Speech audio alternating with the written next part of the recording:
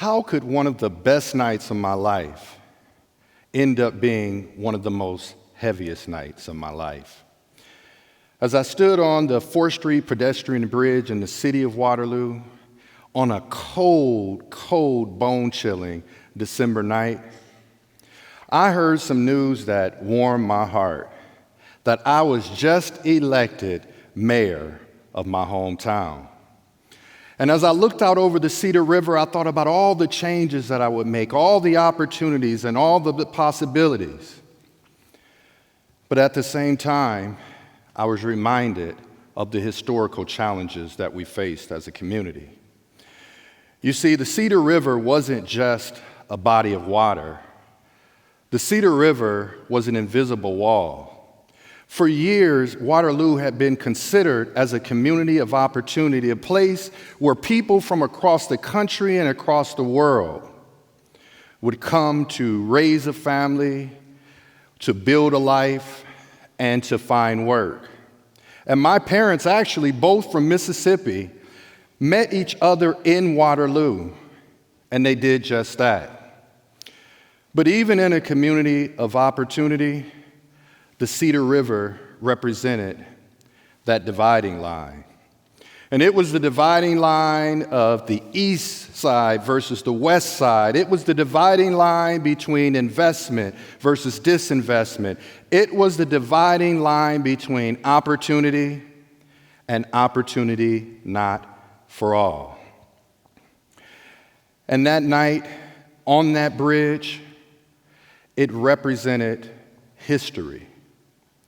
Because I remember as a child growing up, I used to hear people say, "Boy, you better not go across that side of the bridge because you know they don't want you over there." I heard other people say, "Boy, don't you go over to this side because it's dangerous."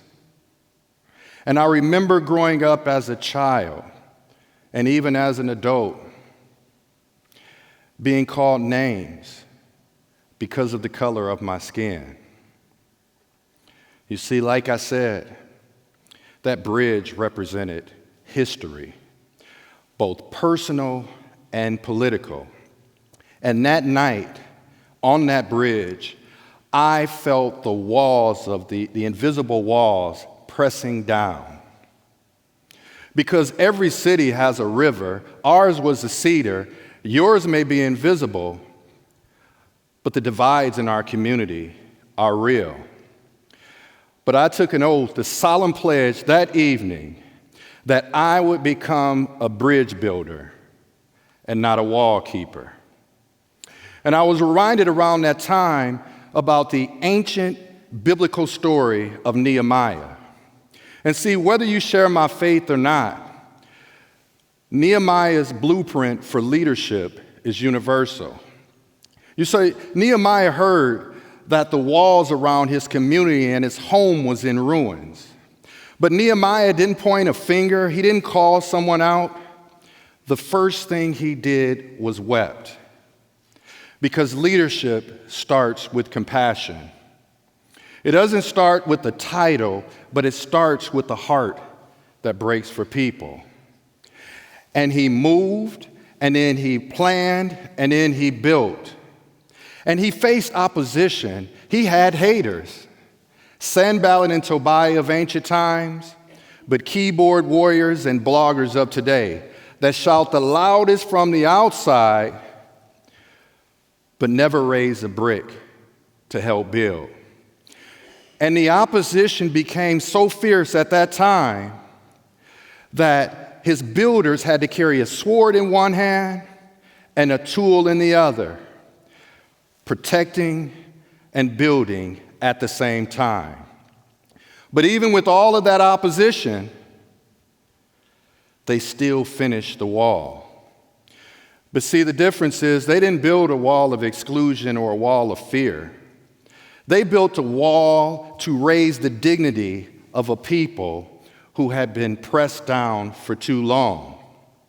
You see, some people build walls to keep people out, but the walls that we're building are lifting people up. And this story became the blueprint of my leadership style and how I lead in the city of Waterloo, because I believe in restoration, not retaliation. I believe in bridges and not divides. I believe in building with people and not against them. Because diversity is not our weakness in the city and our country, but diversity is our superpower. And yes, this is how I was raised. Yes, this is the city where I was raised in. Yes, I felt the divides, but I also experienced the opportunities. There were people and teachers that invested in me. There were neighbors that looked out for me. There were employers that gave my parents a chance to build a life. And that is the story of my city. That is the duality. That is both truths. We have been a place that have welcomed people to come and build. And we've also been a place where access and opportunity were limited for some people. But today, we're building something new. No more redlining. No more investment on one side of the town while leaving this side of the town without investment. No more opportunity for a small few while others are being left behind. Today, we are building walls of justice and equity and opportunity. Not walls that divide, but walls that protect, connect, and lift. And that bridge that I stood on during election night, it now lights up the evening sky as a reminder that the divides of the Cedar River are starting to slowly erode away. And in less than 10 years, we have seen major infrastructure investment to the core of our city.